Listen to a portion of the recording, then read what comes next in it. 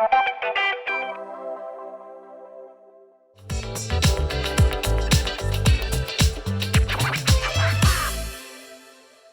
día de hoy tenemos una charla titulada Finanzas personales para el bienestar. Para ello nos acompaña Carlos Mario Cartagena Vélez. Él es contador público y asesor financiero.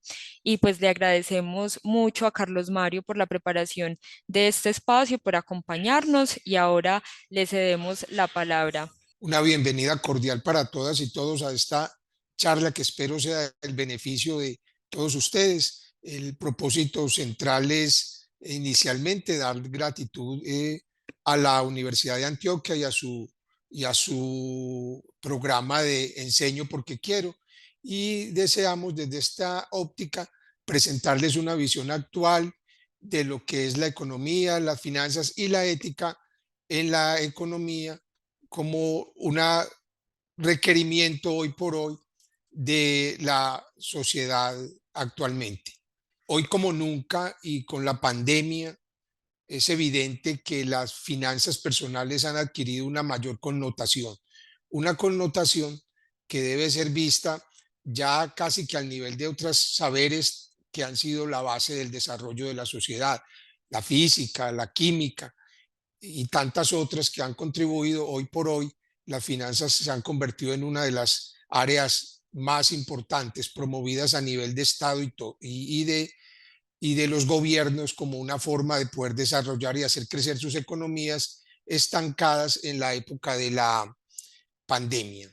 En la introducción, el objetivo de esta charla es descubrir y entender cómo la educación financiera nos permite acceder a una mejor vida y además sumar a esos resultados sociales y éticos de realidades que nos comprometen a la solidaridad con los otros. Sin duda, la educación financiera es actualmente vista como una prioridad frente a las realidades de mercados globales, selectivos y adicionalmente marcadamente competitivos. Cuando se pregunta a la gente cuáles son las áreas más problemáticas, y de aquí surge el propósito del título de este trabajo que se llama Finanzas personales para la buena vida, es evidente que las áreas donde más problemas presentan las personas son las áreas de sentimiento y las áreas financieras. Es desde aquí, por tanto, que queremos hacer, antes de iniciar nuestro recorrido por las finanzas, hacer un preludio, una preparación a ese tema a través de la visión de lo que es la ética y el sentido. La ética es aquella que nos permite acercarnos a entender que somos sujetos sociales, que no estamos solos y que cuando aprendemos algo como son las finanzas que nos sirven a nosotros, debemos proyectar esa utilidad hacia también las otras personas. Recorramos entonces qué nos dicen algunos filósofos de los más connotados y de los más reconocidos. Con Aristóteles entendemos que la felicidad es la virtud suprema y que se desarrolla a través del esfuerzo personal de la virtud y del término medio de esas virtudes. En Kant, la ética es el deber por el deber y el compromiso que tenemos socialmente de permitir que las otras personas sean otros yo con los cuales podemos contribuir para el avance social. Es un trabajo de equipo entonces y no un trabajo individual. En Kant, la ética es ya la justicia, la paz y la tolerancia. Es otra visión bien importante que nos permite entender, sobre todo desde la óptica de la justicia, que es mediante la justicia que las finanzas van a lograr su verdadera importancia al promover la creación de valor y de riqueza de todas las personas que compartimos cada espacio social. En Cortina entendemos que la ética es el carácter dirigido al fin mismo de la vida. No podía ser otra definición más acertada como el desarrollo de un carácter que nos permita enrutarnos hacia la vida. En Levinas es básicamente a través de la figura, del rostro donde él proyecta y nos dice que es entender al otro como un yo. Finalmente, entendemos en Frankel cómo la ética es entender que hay que encontrar un sentido a la vida de cada caso concreto, el beneficio del propio interés y también observando el interés del otro como instrumento de transformación social.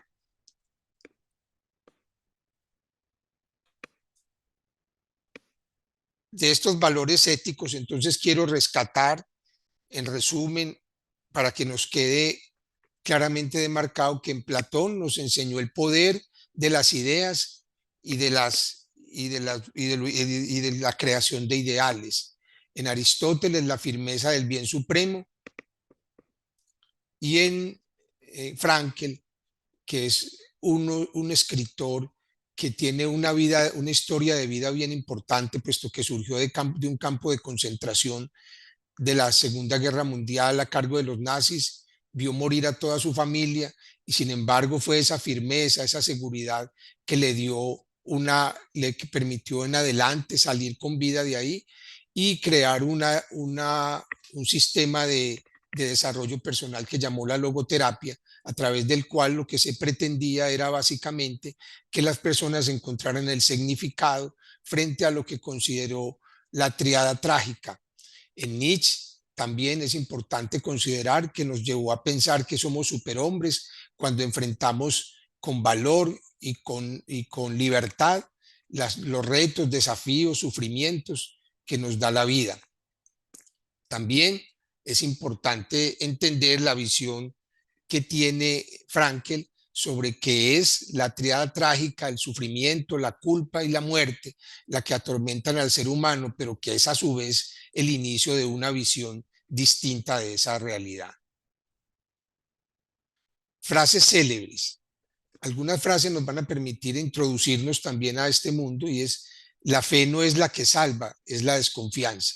Frase apropiada en un mundo como el financiero, que es también un mundo que cautiva engaños y mentiras.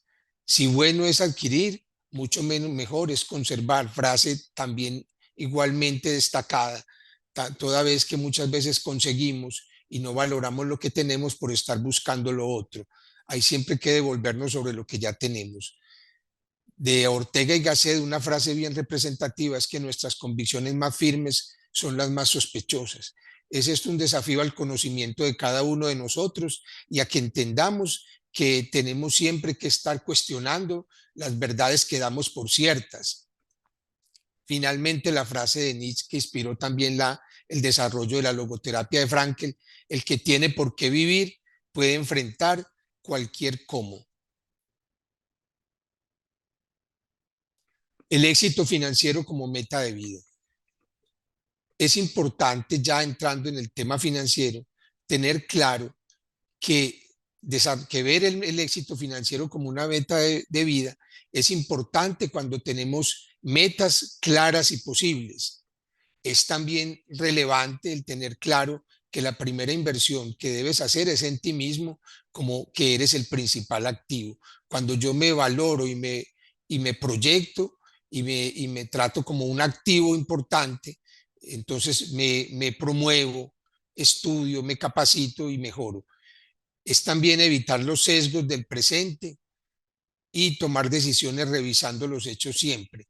Siempre pensamos que el mundo que enfrentamos es constante, es actual, es permanente, y las finanzas y en general la vida humana debe estar preparada para que hayan altibajos, hayan escalas de subida y de bajada, y que esas subidas y bajadas nos permitan irnos adaptando y tener un desarrollo flexible. Siempre hay que presupuestar también y medir la situación financiera como todo punto de partida.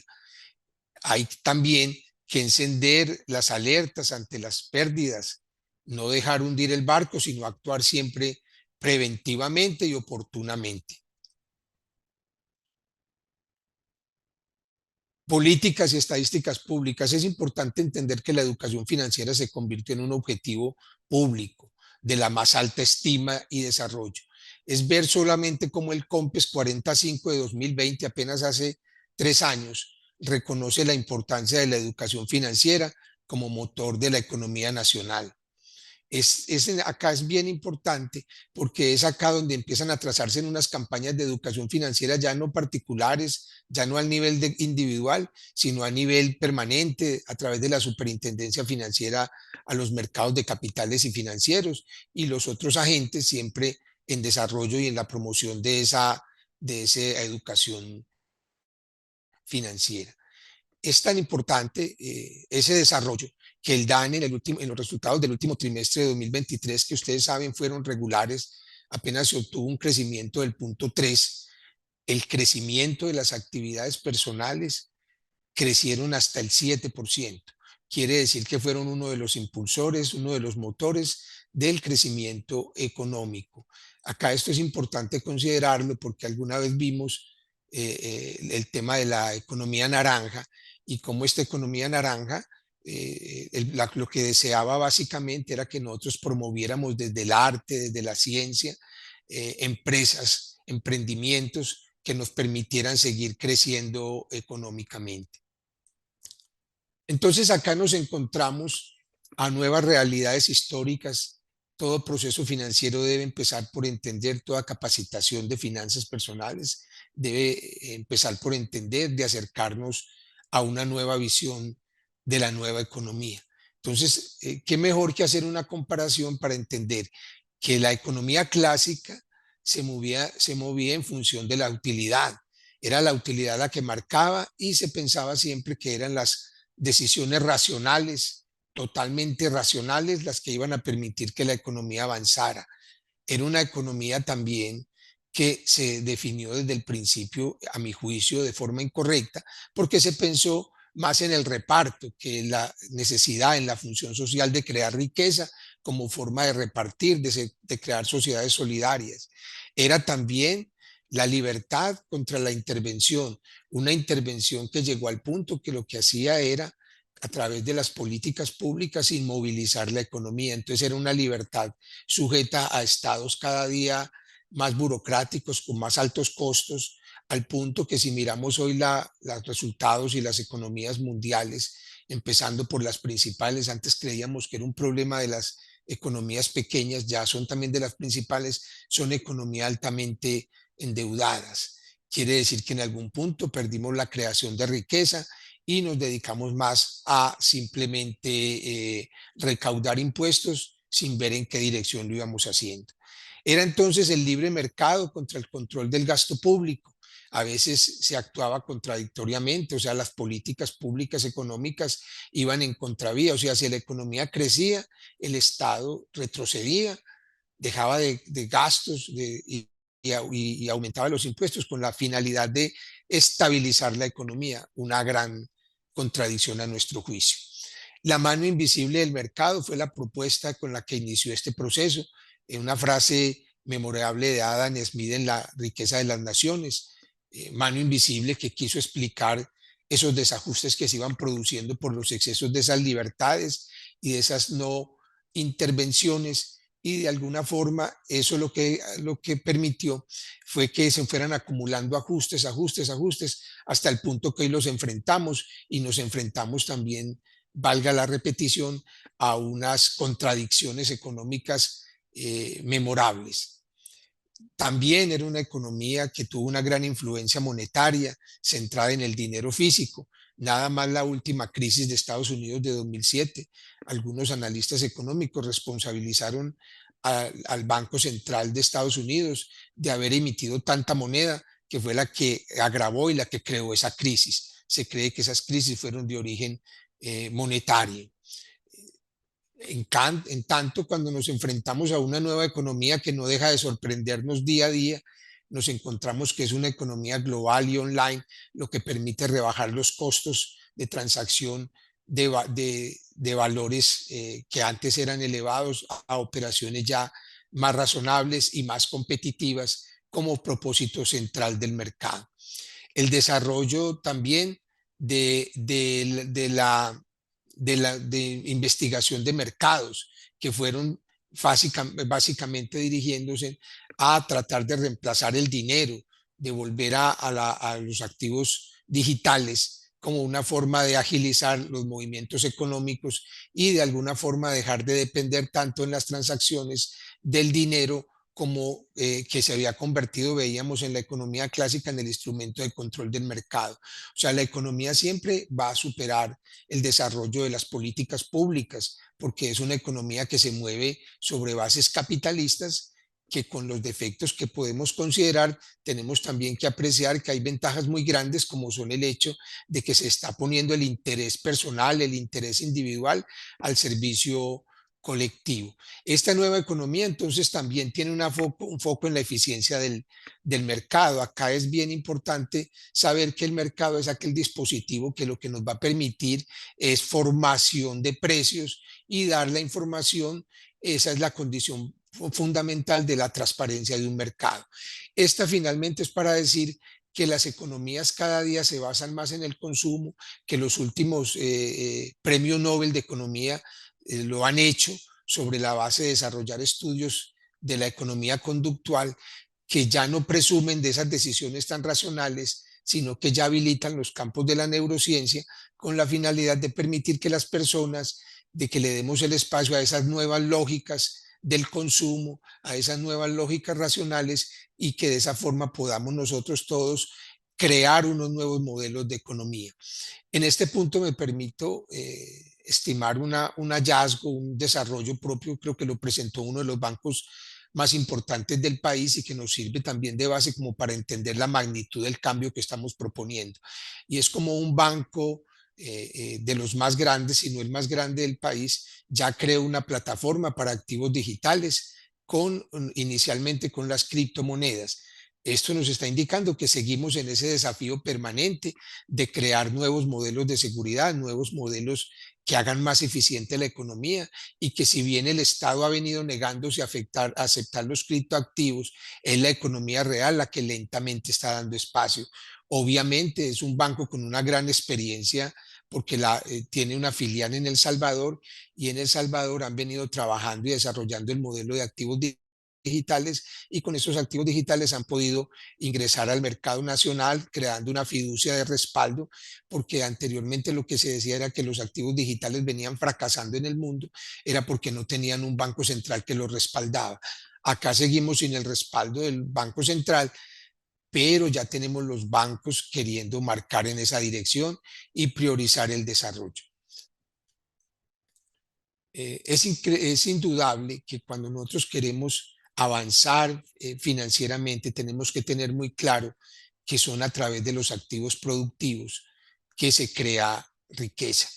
Son estos activos para distinguirlos y diferenciarlos que a veces tenemos activos que son más a nuestro servicio y no activos que produzcan, que obtengan una rentabilidad y que nos permitan avanzar en esa creación de riqueza. Entonces, esos activos productivos se miden en términos de liquidez y de rentabilidad. Siempre hay que tener en cuenta entonces la ecuación financiera que nos indica que los activos son iguales a los pasivos más el patrimonio. Imaginémonos un gran saco de donde nosotros sacamos para comprar nuestros activos. Esos sacos están formados por el pasivo y el patrimonio y con eso sostenemos los activos. Entonces es la forma como nosotros financiamos nuestros activos productivos. Esos activos pueden ser vistos desde dos referencias de rentabilidad, como son la rentabilidad del activo y la rentabilidad de la inversión. La rentabilidad del activo que mide los activos frente a la tasa de ganancia que se produce. La rentabilidad sobre la inversión, además, es una variante de ROA, pero ya acá está compuesto también de la influencia de la estructura financiera, de la estructura de capital, y por tanto hablamos de que acá en la inversión hay ya una prima por el riesgo financiero del endeudamiento. O sea, acá el ROE nos permite medir el rendimiento con base en la inversión y tener en cuenta el nivel de endeudamientos. Los activos productivos entonces tienen que siempre que tener y mirar los objetivos de liquidez y de rentabilidad. Ya veíamos en la anterior diapositiva cómo ya esos activos empiezan a ser incluso ya digitales, cómo ya tienen algunos títulos valores que representan derechos, empiezan a ser también virtuales y dejan de ser de tener ese componente físico y ya son aceptados por la legislación nacional y se convierten en un estímulo al desarrollo y a las expectativas que tiene el mercado sobre estos. Mercado, NIF y valor. Entonces aquí hay que hacer un énfasis en que nosotros finalmente, después de tantos años y que presentamos como un gran triunfo, sobre todo las personas que tienen más relación con el mundo financiero, promovían la figura de las NIF, las normas internacionales financieras. Esto lo que hace es que derrota finalmente ese esfuerzo de la contabilidad, esa tradición contable de estar amarrada al costo histórico y algunas veces al costo actualizado, pero que desconocía que finalmente un activo es lo que el mercado valúe, ¿cierto? O sea, que nosotros no podemos tomar como referencia cuánto nos costó algo, sino que cuando vamos a proyectar nuestra riqueza, siempre tenemos que mirarla y proyectarla en función del valor actual de mercado. La crisis de 1999 del sector financiero, que fue donde surgió esta necesidad, se dio la figura de que los bancos tenían esa valoración intrínseca contable de muchos activos y cuando fueron a ver esos activos ya habían sido depreciados en el mercado y ahí se produce esa primer crisis con un alto costo social. Entonces ya las NIF lo que nos están diciendo es que ya la contabilidad tiene que olvidarse del valor intrínseco, del valor contable y pasar al valor de mercado. Y también el mercado trae volatilidades y nos ingresa el tema del riesgo. El riesgo es de mercado, puede ser general de todos los activos o puede ser particular de algunos activos. Es acá donde surge el principio de diversificación de activos para tratar de cubrir los riesgos de renunciar a determinadas inversiones. También es de apreciable la alta volatilidad de las tasas que nos hace tener en cuenta, sobre todo en el corto plazo, que tenemos que tener una planeación coherente y consistente que nos permita considerar los largos plazos, los medianos plazos y que no pensemos que en 2 o 3 meses vamos a obtener los resultados financieros que deseamos con la sola, el propósito de especular en el mercado. Algunos capitales que llama la ciencia financiera golondrinas o ocasionales, que se pasan entre países, lo que hacen es que hacen inversiones, muchas veces apuestas contra las tasas de cambio y las hacen transitoriamente. Esos espacios cada día son más reducidos. Haciendo énfasis entonces en la visión de mercado como dispositivo que tiene el libre mercado de asegurar que los precios garanticen la mayor eficiencia y detrás del mercado lo que hay es la competitividad. Por eso siempre tenemos que estar en función de esos parámetros de competitividad a nivel personal. Acá también es muy importante en el campo de las finanzas personales tener en cuenta que detrás de las personas, las finanzas personales no pueden reducirse únicamente a una proyección, a un control de gastos, de control de gastos, de consumos mensuales, que muchos incluso ya están en las plataformas financieras de los bancos que utilizamos, que son compatibles y que nos van a permitir controlar los gastos. No, hoy es un gran desafío y cuando uno recuerda y recorre la historia de tantas empresas, empresas que empezaron en un garaje, empresas que empezaron con un señor y un destornillador y una parrillita y hoy son grandes empresas como Servientrega y como Industrias ASEP. Nos invitan permanentemente a que desarrollemos esa visión de empresa. Si bien el derecho se apoderó mucho del concepto de empresa y lo ha ido desarrollando ampliamente, tenemos que tener en cuenta que la empresa tienes una función social, económica, de creación de riqueza, pero todo, sobre todo de gestión de conocimiento. Adicionalmente, el actuar como empresa nos permite aislar los patrimonios personales, trasladarlos hacia patrimonios de riesgo y de esa forma garantizar la protección de nuestras otras inversiones. Entonces, al gestionar tus actividades como empresa, estás protegiendo tu inversión, estás protegiendo tu patrimonio y estás asegurando la permanencia y la eficiencia de esta. Hace poco escuchaba la historia de un conocido libretista que con mucho éxito en el país logró, después de estar en la cima del éxito nacional, después de 10 años de lucha, consiguió un contrato en Estados Unidos con una firma Univision tal vez el contrato que había soñado toda la vida, pero el señor falleció antes de poder desarrollar ese contrato. Se perdió todo ese esfuerzo, toda esa historia, todo ese emprendimiento, porque no se había creado una visión de empresa, entonces no habían reemplazos, no habían contratos que respaldaran eso, simplemente era su esfuerzo personal. Entonces miremos cómo el desarrollo, el progreso de tantas personas se multiplica y crece cuando tenemos una visión de empresa como unidad de creación de riqueza. Warren Buffett, un conocido inversionista americano, hace algunas recomendaciones que me permito traer a colación en algunas áreas en las que nos dice siempre invertir a largo plazo en negocios que conozcas. Es muy importante empezar conociendo el negocio. A veces escucha uno, a veces escucha uno como algunas personas le dicen a uno o pregonan como un principio de éxito la invertir a largo plazo antes que el ser apasionado de lo que hace. Sí, sin duda es muy importante ser apasionado porque es esa pasión la que nos hace cada día sacrificarnos y luchar más, pero es también el conocimiento financiero, el conocimiento de empresa, el conocimiento de los principios básicos de los mercados, los que nos va a asegurar un resultado. Cuántos desarrollos, emprendimientos, incluso los fracasos de las empresas que emprenden son altos todavía y en gran parte porque no se aseguraron los principios financieros básicos. Dice también que nunca aceptes perder dinero. Una de las características que uno encuentra en los inversionistas a través de los años es que son personas que de inmediato cortan cualquier desarrollo, cualquier tendencia a las pérdidas y no permiten, o sea, readecúan sus negocios inmediatamente. También siempre hay que mantener reservas de reinversión que nos permitan jugar en mercados altamente competitivos e inflacionarios.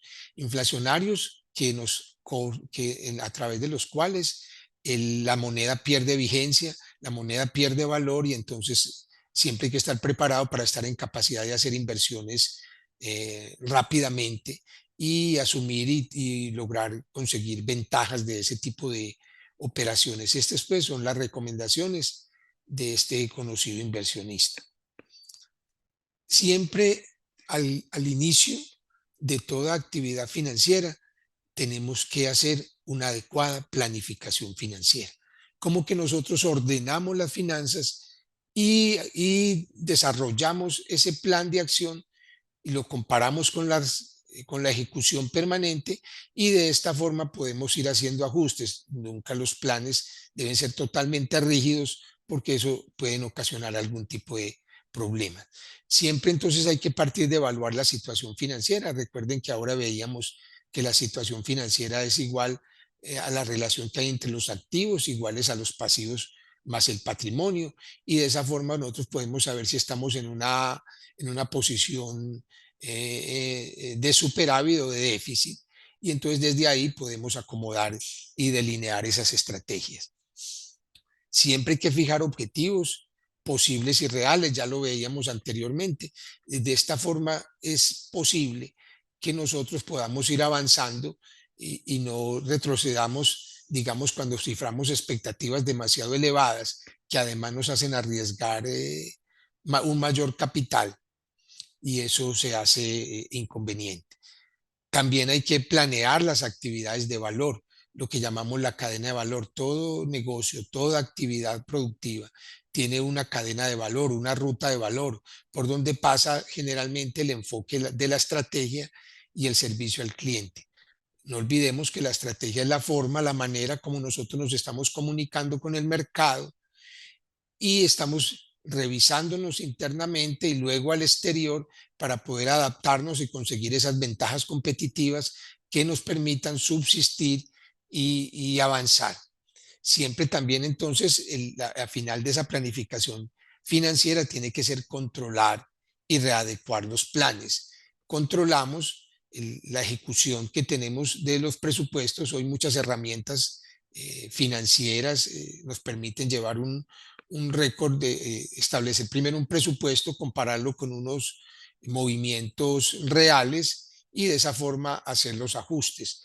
Acá la sugerencia es que el modelo que ha salido más adelante en ese sentido es la presupuestación flexible, la que nos permite estar haciendo ajustes sin necesidad de limitarnos a un avance, a un presupuesto rígido. Esto entonces en el tema de la planificación y la estrategia financiera. Toda gestión financiera nos tiene que llevar a este capítulo que es el análisis de ingresos y gastos. Esto es de las ganancias que tenemos. Entonces acá tenemos que ser sumamente cuidadosos, rigurosos en estar en un capítulo de nuestra planificación financiera, revisando nuestros ingresos y gastos. Eso ahí quiere decir que tenemos que mantener un equilibrio presupuestal entre los ingresos y gastos y de esta forma evitar que se creen pérdidas que afecten el desarrollo normal de nuestra planeación. Tenemos también siempre que considerar si un plan de diversificación de ingresos. No podemos apostarle a una sola fuente de ingresos porque cuando le apostamos a una sola fuente de ingresos en mercados tan flexibles y tan competitivos, podemos quedarnos en unas condiciones de desventaja y de crisis que nos van a afectar todavía más fuerte.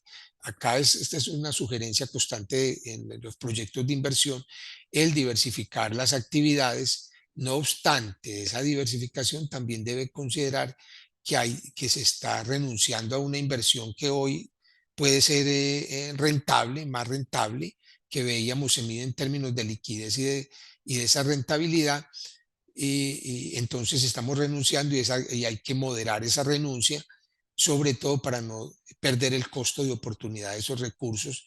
Recuerden que el costo de oportunidad es aquel que yo debo comparar al renunciar a una opción de inversión.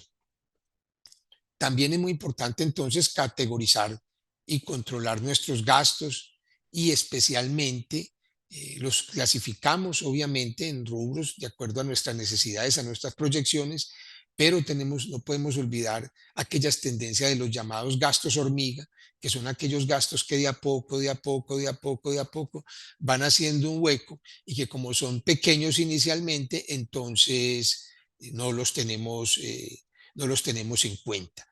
Y de los gastos financieros. Ahora vamos a ver el tema del endeudamiento.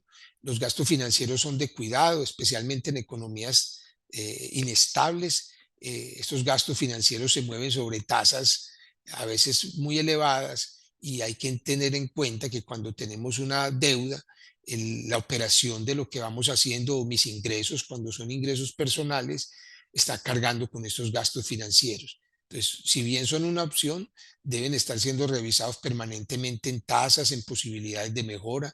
Generalmente el sistema financiero ofrece planes continuos de refinanciamiento de estos pasivos. Pasemos entonces al capital como principio. El capital es aquel acumulado que hemos sacado al consumo, que es el aporte que nosotros hacemos, lo que nosotros llevamos o aportamos para crear inversión y crear valor. Este capital, nosotros tenemos que tener siempre claro que tiene un costo. O sea, al menos el costo de oportunidad de esos recursos, de suerte que nos permitan de alguna forma hacer que ese capital no pierda valor, no se sacrifique, no disminuya como condición. Entonces, todo capital debe ser medido en el riesgo y en el nivel de propiedad. Cuando yo estoy haciendo inversiones, debo mirar mi capital, debo tener en cuenta que el capital es lo último que se paga en la liquidación de un patrimonio y por tanto está sujeto a un mayor riesgo del endeudamiento. Y por tanto hay que estar comparando en términos de deuda y de riesgo de mercado. Veíamos ahora que hay un riesgo general y un riesgo particular, general de la economía o de un segmento económico y particular del tipo de activo. Entonces, acá la recomendación siempre es a que tengamos el capital asegurado. Hay formas de asegurar esos recursos, de suerte que siempre estén en capacidad de conservarse al menos. Recuerde que veíamos un principio que no es, que es cuidar lo que ya tengo. es la capitalización la que ha creado grandes modelos y grandes gestiones de riqueza muy importantes. Las palancas de crecimiento.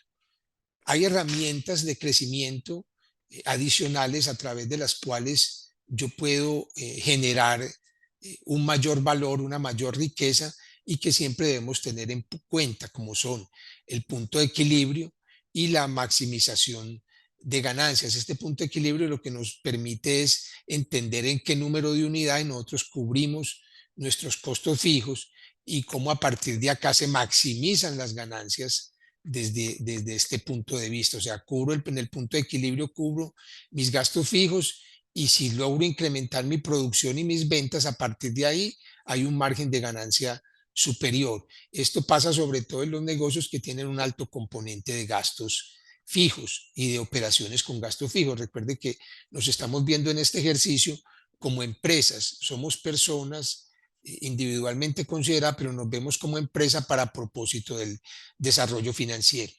El porcentaje de endeudamiento entonces lo veíamos desde el capital, muy importante tenerlo en cuenta como en el propósito de medir la rentabilidad de la inversión. El endeudamiento entonces tiene también un componente que es de corto plazo, generalmente son pasivos menos costosos, pero son pasivos también considerables. Algunas veces permiten financiar los capitales de trabajo y por principio de conformidad financiera lo que también nos dicen es que el corto plazo en pasivos financia activos de corto plazo. Ese principio se ha ido olvidando mucho, pero fue uno de los principios fundantes de la actividad financiera. Siempre tenemos que estar refinanciando y estudiando los pasivos. Esto lo que quiere decir es que tenemos que estar analizando si podemos cambiar en un mercado tan cambiante, valga la repetición, de suerte que podamos nosotros siempre rápidamente aminorar esos costos de esos pasivos y convertirlos en una mayor ganancia. También tener en cuenta que hay unos puntos de endeudamiento crítico donde tenemos que pensar seriamente las causas, estudiar las causas y los efectos de ese endeudamiento y tomar a veces la decisión de terminar un proceso oportunamente. Generalmente, muchas experiencias nos han mostrado que las personas llevan eso hasta el punto crítico, hasta el final, y siempre están pensando en que van a lograr pasar al otro lado, y esa es una de las causas de las grandes crisis. También una mención especial a los sobregiros bancarios y a esos créditos de consumo, como las tarjetas de crédito, que en el nivel personal son créditos que generalmente están atados a la tasa de usura y que cuando la tasa de usura en economías inestables crece demasiado, producen unos choques de alto nivel. Entonces, por tanto, es importante volver sobre la planeación financiera, estudiar mis proyecciones y tratar de hacer el uso menos posible de estas formas de endeudamiento que son problemáticas y son muy costosas, sobre todo si tenemos en cuenta que tenemos que cubrirla o con nuestros ingresos profesionales o con una actividad productiva que a veces no alcanza a cubrir ese nivel de crecimiento. No obstante, lo presento como una palanca de crecimiento para decir y enfatizar que algunas veces hay unas inversiones tan buenas, tan positivas, que las personas se deben apalancar, se deben endeudar para poder aprovechar esos segmentos de mercado, esos ingresos de mercado, esos picos de mercado y no obstante cuidarlos nos van a servir para crear riqueza. Entonces tampoco podemos decir en forma absoluta que el endeudamiento es malo y que por tanto toda forma de endeudamiento tenemos que ser, es nuestro enemigo, debemos rechazarla. No, es una posibilidad de crecer también. Entramos ahora en una de las determinantes de la inversión y que hoy presenta unas tendencias que deben ser bien importantes ser consideradas, que es el tema de los impuestos. Preguntados varios inversionistas, siempre ellos han dicho que lo determinante para ellos es el tema de los impuestos. Los impuestos hoy empiezan a marcar unas tendencias y es que empiezan a devolverse a las personas naturales y empiezan a liberar a las personas jurídicas o empresas. Esa tendencia es importante considerarla para el concepto también que teníamos anteriormente de la empresarización, de la creación de emprendimientos, teniendo en cuenta que si esa es la tendencia y esos beneficios tributarios se siguen conservando, ya se habla de reformas tributarias incluso para rebajar esos impuestos con la finalidad de que las empresas, como son las que están creando riquezas en una economía en crisis, con un Estado estancado, prácticamente endeudado al máximo, entonces esas empresas deben ir quedando como tendencia libres. En Estados Unidos, por ejemplo, el anterior gobierno a este hizo reducciones en la tasa tributaria y con eso posibilitó que llegaran inversiones y inversiones que se fueron yendo incluso de los otros países emergentes a raíz de que se veían unas mejores expectativas tributarias allá. Recordemos que entonces los beneficios tributarios deben tener en cuenta los acuerdos de doble tributación entre los países, las exclusiones tributarias, las rentas exentas, las exenciones, los descuentos, beneficios por actividades y beneficios personales. Entre los beneficios por actividades, por ejemplo, todos vivimos el boom del turismo hace poco, que incluso hoy se vuelve a reclamar en un país que pretende reemplazar sus reservas naturales o su extracción de recursos naturales por turismo que tiene una riqueza en diversidad muy alta. Y no obstante, es importante considerar que ese sector turismo se benefició y creció con base en esos beneficios ocasionales. También entonces es por tanto importante tener en cuenta, muchas personas crearon hoteles y cosas de ese tipo, inversiones en ese sector para crear unas cadenas de valor en ese sector que hoy funcionan y que incluso hoy alcanzan ya niveles importantes de toma de inversión en este país y de ingresos en divisas.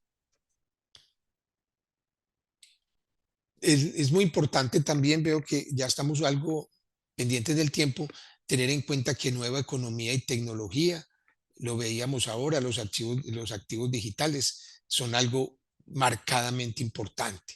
Tenemos que tener en cuenta que hoy tenemos herramientas de todo tipo, simuladores de crédito que están en los mismos sistemas de los bancos. Cuando vamos a estudiar un endeudamiento, un crédito, los mismos bancos nos hacen unas simulaciones de crédito, nos pintan los plazos, las tasas que tienen. Eso es muy importante. También hay planes, hay programas de simulación de inversiones que nos permiten medir la sensibilidad de las variables de inversión en términos, de tasas, de plazos, de condiciones, de factores de riesgo. Ese es bien importante.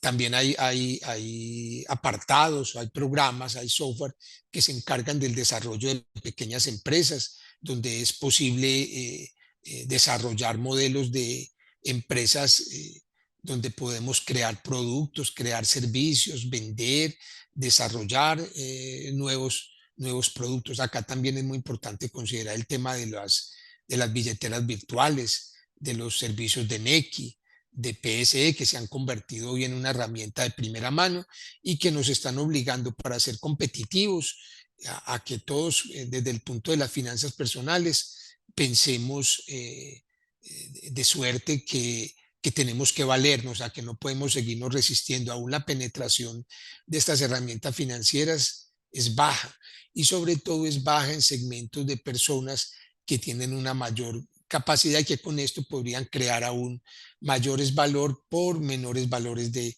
costo de transacción. Entonces es muy importante seguir creciendo en este desarrollo, las calculadoras, en los sistemas de simulación, en las empresas virtuales, de suerte que podamos avanzar rápidamente.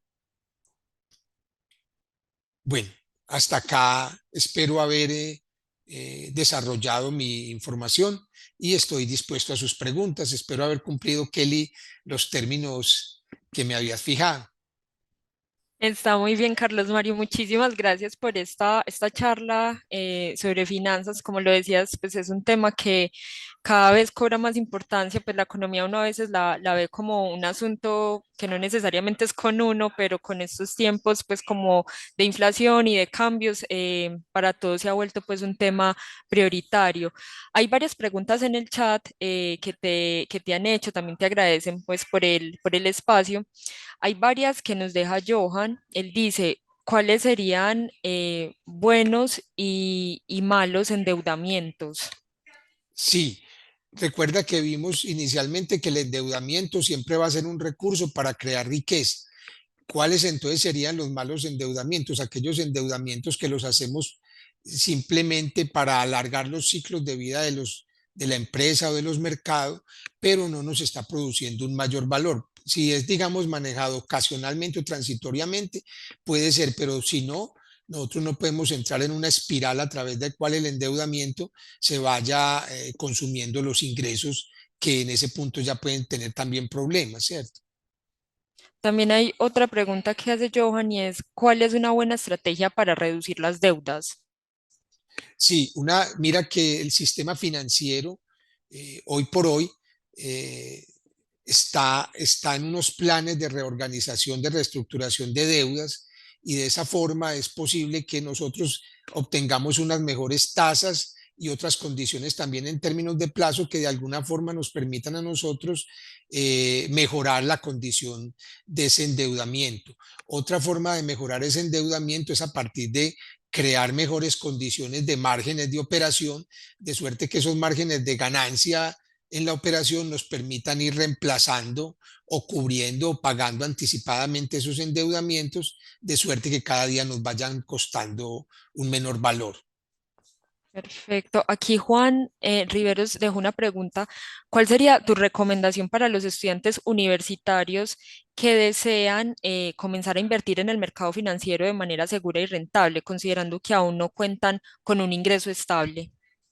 Sí, mira que precisamente ahora hablábamos de una opción que nos va a dar Bancolombia de trabajar con criptoactivos, que es uno de los activos. Ellos dicen que hay por ahí un 15% de personas que ya declaran haber demandado en ese sector y esos criptoactivos son propuestas flexibles que pueden estar atados o no a billeteras virtuales que para los jóvenes, para los estudiantes que están empezando, es una forma de inversión flexible que se puede ir ajustando a sus posibilidades y que desde el punto de vista van a ser también rentables. Hoy miramos la propuesta de rentabilidad de los activos digitales, son propuestas incluso interesantes que a veces se perdían, pero se perdían porque no había una entidad que los respaldara. Ahora con el respaldo del banco más grande de este país, es posible que haya una mayor garantía. Entonces, aquellos jóvenes que inicialmente deben ir empezando por ahorrar, por hacer esa visión de emprendimiento cuando tienen habilidades especiales y esas habilidades las van materializando y veíamos ahora en términos de empresas, de negocios, de nuevos emprendimientos, es muy importante que ellos vayan en esa línea y tienen además el desafío de empujar un país y una economía que se ve reducida precisamente porque hoy no hay un mercado de capitales importante, no hay un mercado, digamos, de desarrollos empresariales. Hoy el empleo del país en un 80% depende de esas pymes, de esas pequeñas y medianas empresas. Entonces me parece muy importante que vamos tendiendo hacia esas actividades, las vamos profesionalizando, las vamos volviendo focos de inversión. Entonces, de un lado, las empresas y los negocios y emprendimientos, y del otro lado, me parece que los activos digitales son también una opción bien importante que empiezan a despuntar para nuestros jóvenes universitarios. Súper bien. Cristian nos deja una pregunta que dice, pues, que te agradece y pregunta qué recomendaciones tienes para proyectar la compra de una casa, que creo que ese también ha sido un tema que se ha venido tocando sobre, pues, si es un momento para adquirir como este tipo de deudas, pues que puede ser una inversión, pero también qué riesgos conlleva. Entonces, ¿qué recomendaciones tienes para esa proyección Mira, de compra? sí, es correcto. Mira, sobre el tema de la vivienda han habido discusiones también del lado, si es una plata que yo voy a inmovilizar, y que esa plata yo la puedo manejar en actividades productivas, en los dichosos activos productivos que vimos ahora, y entonces me van a producir una mayor rentabilidad. Pero una vez decidido que yo quiero conseguir la vivienda, yo tengo que tener claro cuáles son los momentos de adquisición de vivienda. Venimos con unas altas tasas del Banco de la República que transmite a la banca comercial, producto del deseo del propósito del banco de controlar unas tendencias inflacionarias muy altas. Entonces acá, si bien ha venido disminuyendo la tasa del crédito de vivienda, todavía estamos hablando del orden de tasas del 12-13%, y en años anteriores a la pandemia esas tasas alcanzaron un 9%. Entonces, habría que mirar las proyecciones de inflación para este año del Banco de la República, estarán en el orden por ahí del 7%. Quiere decir que la tasa va a seguir siendo relativamente elevada, ¿cierto? No obstante, hay que tener en cuenta también un factor al momento de analizar ese tipo de compras, y es que muchas veces dejamos avanzar el tiempo y entonces cuando ya vamos a comprar aprovechando la tasa, los activos valen más. Entonces, cuando yo voy a comprar una casa que valía 100 pesos, resulta que cuando la voy a mirar, ya que tuve mucho cuidado con la tasa de interés que me ofrecían los bancos, ya vale 120. Entonces, lo que traté de ahorrarme en esa línea, lo perdí en la otra. Lo que yo les sugiero y recomiendo personalmente es que estén permanentemente haciendo estudios de sensibilidad, de simulación de créditos, de suerte que les permitan, si con ese nivel de ingresos ustedes pueden acceder a esa propuesta de vivienda, desde una visión también que veíamos ahora, que no se convierta en un factor de apremio, de sufrimiento, una alta tasa que muchas veces las personas dan ese paso, y eso se convierte en un factor de intranquilidad que al final termina restándoles pues una calidad de vida importante. Entonces es importante medir en qué momento damos ese paso. Perfecto. Yo creo que por tiempo, otras dos preguntas más que tenemos por aquí. Dice Felipe Mejía, en este momento soy menor, pero quiero empezar a invertir en bolsa americana. En estos momentos sería una buena opción y si es así, ¿cómo lo puedo hacer con mi edad? No sé si Mira, tienes... los menores, a ver, yo les sugiero que estudie muy bien si estás pensando en el mercado americano, es porque puedes tener un parcial conocimiento sobre él. De todas formas, a veces nos dejamos llevar por inversiones en otros países y tenemos que mirar. Hace poco sancionaron a dos reconocidos analistas financieros porque estaban sugiriendo unas inversiones temerarias en Estados Unidos, y a ellos les está prohibido como agentes intermediarios de esas propuestas el sugerir, el recomendar determinadas inversiones. Entonces, lo primero es que conozcas bien el mercado americano. Hay varias plataformas en las cuales lo puedes hacer por internet, no vas a tener ese problema, pero recuerda que también observamos con mucho cuidado que es cuidar nuestro dinero, es estar seguros de la inversión que vamos a hacer, de lo que hay detrás en el respaldo. Mira que sea un agente que tenga mucho recorrido. No podemos olvidar que la crisis de 2007 en Estados Unidos se produjo por un señor Madoff que tenía una pirámide a través de la cual empezó a captar dineros en el extranjero y también en Estados Unidos, y finalmente no tuvo capacidad porque era nada más y nada menos que una pirámide. Entonces te recomiendo que estudies muy bien previamente el mercado y que te elijas un agente que tenga, que a veces te da menor utilidad, pero tenga mayor reconocimiento en el mercado, si lo vas a hacer. Ana Ascensión pregunta, ¿qué recomendaciones tienes para jubilados que necesitan mejorar sus ingresos y tienen un capital pequeño? Bueno, o hay también ahí el sistema financiero, porque generalmente son personas que les gusta también una alta seguridad de sus recursos. Hay, digamos, unos fondos de inversión que están manejados a través de unos desarrollos financieros. Esos fondos de inversión son agentes especializados a través de los cuales nosotros compramos portafolios de inversión. O sea, tenemos al servicio de la banca produciendo. Eso es algo más que lo que se hace con un CDT, por ejemplo, que si bien los CDTs vienen de tener una buena rentabilidad, ya empiezan a perderla. Son estos fondos de inversión en los que tienen unos portafolios que invierten en inmuebles, que invierten en acciones, que invierten en recursos naturales, que invierten también, he visto ya tendencias en el tema de criptoactivos, y que te van a asegurar esos recursos adicionales y te van a dar la garantía de protección, como que son entidades que están protegidas por la superintendencia financiera. Mucho cuidado que hay anuncios continuos de que vuelven las pirámides. Nada más hace poco en Bogotá hubo una pirámide ganadera de un joven de una familia reconocida que empezó a decir, mire, es que mi familia ha sido tan reconocida en esto que yo, ¿por qué no invertimos en estos ganados? Y los señores nunca vieron la inversión y terminó en una gran pérdida. Ese tipo de inversiones tienen que ser doblemente revisadas, que sean en empresas que tengan realmente un reconocimiento de una realidad. Bueno, como nos queda un minutico, Víctor preguntó, ¿será beneficioso tomar el préstamo del ICETEX? Veo que muchas personas toman el préstamo en sostenimiento y lo invierten. A ver, pues no considero yo que invierten en sostenimiento, pues son unas pequeñas inversiones. De todas formas, no sé cuál sea el margen porque esos gastos tienen un propósito básicamente que es que lo veíamos ahora, que es el crecimiento personal. No obstante, si ya estás asegurado en esa cobertura básica de tus servicios, que no vaya a ser a costa de tu misma calidad de vida, puedes hacerlo inicialmente en cuentas de ahorro que te van a dar un reconocimiento básicamente a la inflación y algo de interés, aunque venimos de una época de tasas negativas, pero sin embargo, te pueden servir de base para acumular un capital que te permita llevar eso a inversiones. De todas formas, te sugiero que estés pendiente del desarrollo de criptoactivos, porque veo que eres una persona así, con el ICT es un joven, y estos jóvenes se conectan fácil con ese nivel de desarrollo. Me parece importante que lo consideres.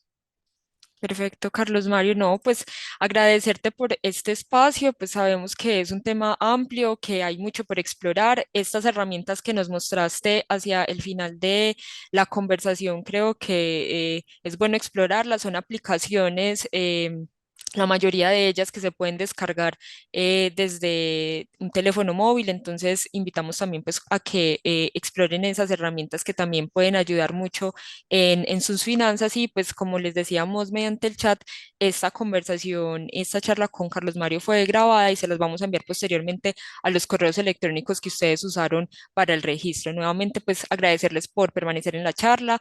Próximamente tendremos el siguiente encuentro de Enseño porque quiero el primer viernes del mes de junio y pues también recordarles que pueden poner en cualquier buscador Enseño porque quiero para que puedan ver las memorias en el canal de YouTube de Udiarroba.